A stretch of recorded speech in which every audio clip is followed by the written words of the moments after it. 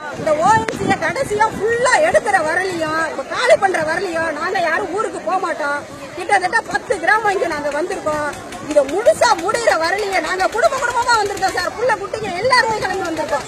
கொஞ்சம் கொஞ்சமா எங்களை சாவடிக்கிறதுக்கு ஒரேடியா எங்களுக்கு ஒரு முடிவு அவங்க பண்ணிட்டோம். இது எல்லாம் தெளிவான முடிவு. தெரியாத ஆம்பளை பொம்பளை புள்ள குட்டிங்க யாரும் ஊருக்குள்ள போக மாட்டோம் சார். எத்தனை நாளா இருந்தாலும் இங்கே தான் கிடந்து சாவ போறோம். நாங்க என்ன தப்பு பண்ணா ஊருக்குள்ள ஏன் சார் போலீஸ் வந்திருக்கு? அவங்க சொந்த விஷயத்துக்காக இதுக்காக வந்திருக்காங்க. கொலை பண்ணா விட்டு தேடுறாங்க. என்ன பண்ணாலும் தேடுறாங்க.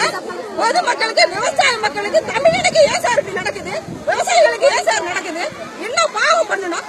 நாங்க விவசாயம் பண்ணதான் சார் மேல உள்ளவங்க சாப்பிடுறாங்க. நாங்க என்ன பண்ணணும்?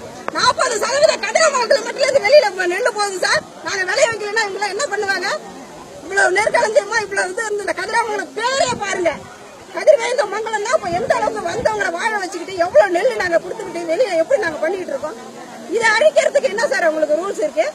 இயற்கையை அழிக்கிறதுக்கு என்ன செய்யுது? நாங்க யாராவது பிளாட் போட்டு இங்க வித்துக்கிட்டு இருக்கோமா? அனைத்து பேரும் விவசாயம் கூலி வேலை செஞ்சு அதாவது எத்தனை குடும்பம் பழக்குது.